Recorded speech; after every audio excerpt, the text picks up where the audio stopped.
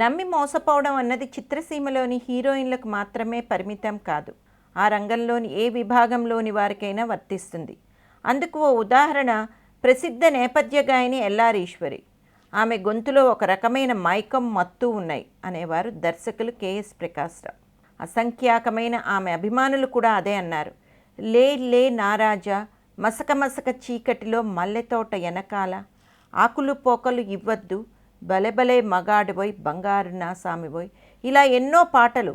విషాదం ఏమిటంటే ఆమె పాటలంత హుషారుగా ఆమె వ్యక్తిగత జీవితం సాగలేదు.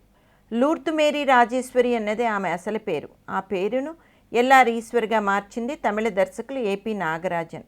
ఆమె మద్రాసులో పుట్టింది. తండ్రి 7వ ఏటే చనిపోవడంతో కుటుంబ భారాన్ని తల్లే నిర్వహించేది.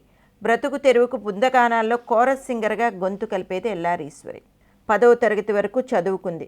పెద్ద కూతురిగా ఇంటి బాధ్యతల్లో తల్లికి సాయంగా ఉండాలని చదువు మానేసి తాను మొదట తల్లి బాటల్లో కోరస్ సింగర్ అయ్యింది.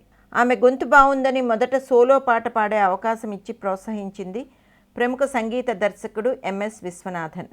అదే ఆమె జీవితానికి ఒక విధంగా ప్లస్ అయితే మరో విధంగా మైనస్ అయింది. ఎల్ఆర్ ఈశ్వరి పాటలు తెలుగు ప్రేక్షకులను బాగా ఆకట్టుకున్నాయి. తొలి అవకాశం ఇచ్చిన ఎంఎస్ విశ్వనాథన్కు ఆమె బాగా దగ్గరైంది.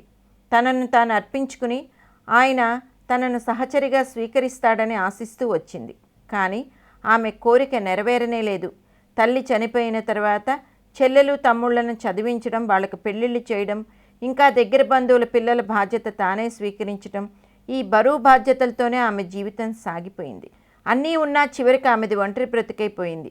మీరు పెళ్ళెందుకు చేసుకోలేదు అని ఎవరైనా అడిగితే విరక్తిగా నవ్వడమే ఆమె ఇచ్చే సమాధానం.